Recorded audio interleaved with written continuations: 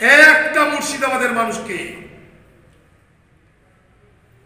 একটা বাংলার মানুষকে তার বৈধ নাগরিকত্বের অধিকার আমরা কেড়ে নিতে দেব না, দেব না, দেব না।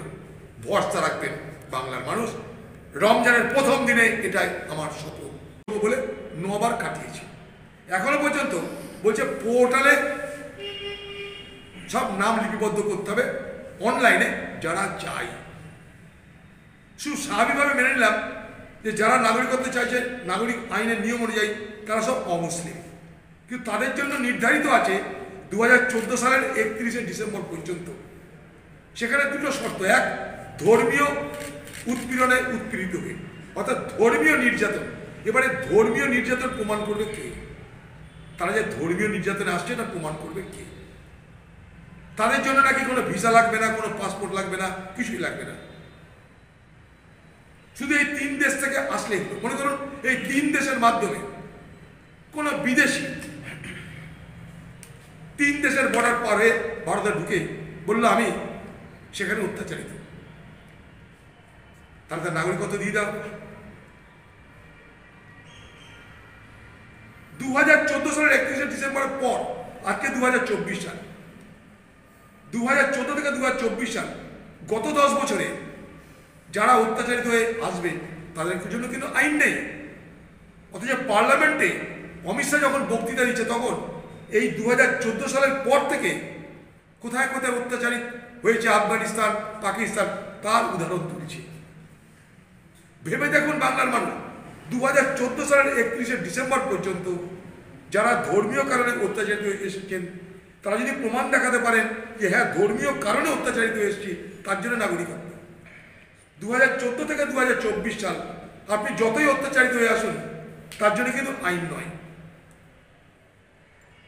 এই জটিলতাগুলো বুঝে আপনারা উত্তেজিত হবেন, এই জটিলতাগুলো বুঝে আপনারা ঢোল বাজাবেন। চলে যান আসামে, চলে যান উত্তর পূর্ব ভারতে, সেখানে এই আইন ওখানকার স্থানীয়রা মানছে না। ওখানে আজ না হয় কাল উত্তেজনা তৈরি হবে। তাতে সব থেকে বেশি ক্ষতিগ্রস্ত হবে কে জানেন? আসামের বাঙালিরা। আমি বলে দিলাম এখন থেকে। তাই আগুন নিয়ে খেলবেন না। বাংলার মানুষ হ্যাঁকে হ্যাঁ নাকে না বুঝুন। সাম্প্রদায়িক বিভাজনের রাজনীতি করতে গিয়ে বাংলার সাম্যমৈত্রী সম্প্রীতি নষ্ট করবেন না। কোন মুসলমান বলেনি যে বাংলাদেশ থেকে, পাকিস্তান থেকে, আফগানিস্তান থেকে কোনো হিন্দু অত্যাচারিত হয়ে ভারতবর্ষে এলে তাদেরকে নাগরিকত্ব দিও না, কোনো মুসলমানের কথা বলেনি। কিন্তু আমরা আমাদের আইনে ঢুকিয়ে দিলাম যে মুসলমানদের দেওয়া হবে না। এটার মধ্য দিয়ে বার্তা কি? এই আইনটা হিন্দুদের জন্য করা হচ্ছে। এটা এক ধরনের সংকীর্ণতা। অত্যাচারিত অত্যাচারিত, যে কোনো কারণে মানুষ অত্যাচারিত হতে পারে। যুগ যুগ ধরে ভারতবর্ষ আমাদের দেশ সেইভাবে বড় হয়েছে। রবীন্দ্রনাথ এই দেশকে এই মানবের, মহামানবের সাগর তীরে করেছে। মহামানবের সাগর তীরে এই দেশকে করেছে। তো স্বাভাবিকভাবেই নাগরিকত্ব আইন নিয়ে নির্বাচনের বাজারে বিজেপি, আর সেটাকে সামনে রেখে নির্বাচনের বাজারে মমতা ব্যানার্জি, এই দুই দল এর আগেও রাজনীতি করেছে। 2021 সালের ভোটে, এই 2021 সালের ভোট নাগরিক আইন আর এনআরসি নিয়ে হয়ে গেল। 21 সালের পর আমরা হারলাম, কিন্তু আমি যেখানেই বক্তৃতা করি সেখানেই বলেছি নাগরিক আইন বা এনআরসি এখন ঘুমিয়ে গেল। ভোট হয়ে গেল, মোদি নাগরিক আইন আর এনআরসি নিয়ে দিল্লি চলে গেল, আর দিল্লি নাগরিক আইন আর এনআরসি নিয়ে কালীঘাট চলে গেল। এখন নাগরিক আইন আর এনআরসি ঘুমাবে। ঘুমাবে মানে পার্মানেন্ট ঘুম নয়, ঘুম থেকে উঠবে কবে? যখন আবার লোকসভার ভোট আসবে। দেখুন, আমি যে আশঙ্কা করেছিলাম সে আশঙ্কা সত্যি হয়ে আজ লোকসভা ভোটের আগে আবার সেই নাগরিক আইন আর এনআরসি রাজনীতি এই বাংলায় শুরু করার চেষ্টা হচ্ছে। আবার সাম্প্রদায়িক বিভাজনের রাজনীতি শুরু করার চেষ্টা করা হচ্ছে। এই রাজনীতি যত তীব্র হবে তত মানুষের মূল সমস্যা থেকে চোখ, নজর সরে যাবে। মানুষের বেকারত্ব, শিক্ষা, স্বাস্থ্য, রুটি রুজি, শিল্প, অত্যাচার, দুর্নীতি, লুট সব কিছু দূরে সরে যাবে। বাজারে কিন্তু দিদি আর মোদি চাইছে নাগরিক আইন আর এনআরসি নিয়ে নতুন করে জল্পনা শুরু হোক। আমাদের কথা হয়তো মিডিয়া বলবে না, কারণ মিডিয়ার মিডিয়ার কোনো রকম উদ্দেশ্য থাকতে পারে, চাপ থাকতে পারে, তাই আমরা বললেও মিডিয়া আমাদের কথা বলবে না। আমি এই নাগরিক আইন যখন আসে 2016 সালে জয়েন্ট পার্লামেন্টারি কমিটি হয়েছিল, আমি সেই জয়েন্ট পার্লামেন্টারি কমিটির একজন মেম্বার ছিলাম, যেখানে গুটি কয়েক এমপিরা আমরা এটা নিয়ে চর্চা করেছিলাম। সেখানে আমার নোট অফ ডিসেন্ট দেওয়া আছে, এটার প্রতিবাদ দেওয়া আছে, এগুলো পাবলিক ডকুমেন্ট, যে কেউ খুঁজে পেতে পারে। তাই স্বাভাবিকভাবেই মুর্শিদাবাদের মানুষকে, সেই সঙ্গে সঙ্গে বাংলার মানুষকে বলবো, অযথা কিন্তু বিভ্রান্ত হবেন না। আমরা আছি। আমি মুর্শিদাবাদের বিভিন্ন জায়গায় আমি আধার কার্ডকে সংশোধনের কাজ করিয়েছি। এই যে পোর্টালে কথা বলছে, পোর্টালে কি লেখা থাকবে এখন পর্যন্ত সরকার বলেনি। কি বলছে? পোর্টাল মাধ্যমে সরকারকে আবেদন করা যাবে, সেই নিয়মকানুন পরে জানাবে।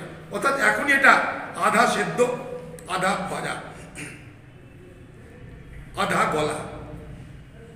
আমি অধীর চৌধুরী মুর্শিদাবাদের মানুষকে বলছি, আমরা কংগ্রেস পশ্চিমবঙ্গের মানুষকে বলছি, পাড়ায় পাড়ায়, গলিতে গলিতে প্রয়োজন হলে আমাদের লোকদের দিয়ে পোর্টাল বসিয়ে আপনাদের সমস্ত দরখাস্ত আমরা করিয়ে দেব।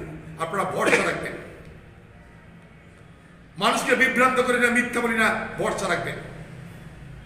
2021-এর নির্বাচন, যে নির্বাচন মানুষের জন্য হয়নি, সেই নির্বাচনে ধর্মীয় বিভাজন হয়েছিল।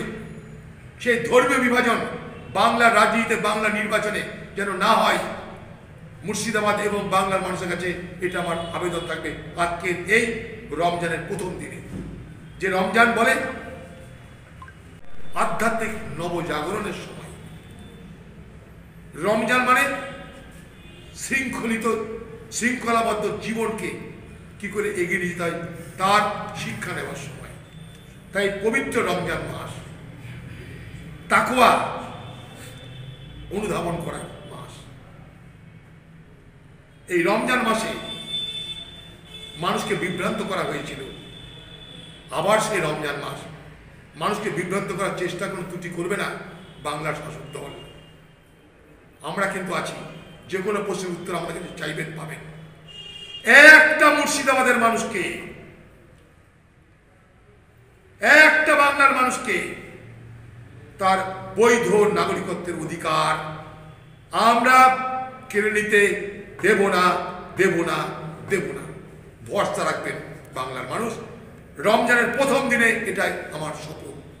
বাংলার সর্বস্তরের মানুষ, সে হিন্দু হোক, সে মুসলমান হোক, প্রত্যেকের অধিকার আমরা সুনিশ্চিত করবই করব।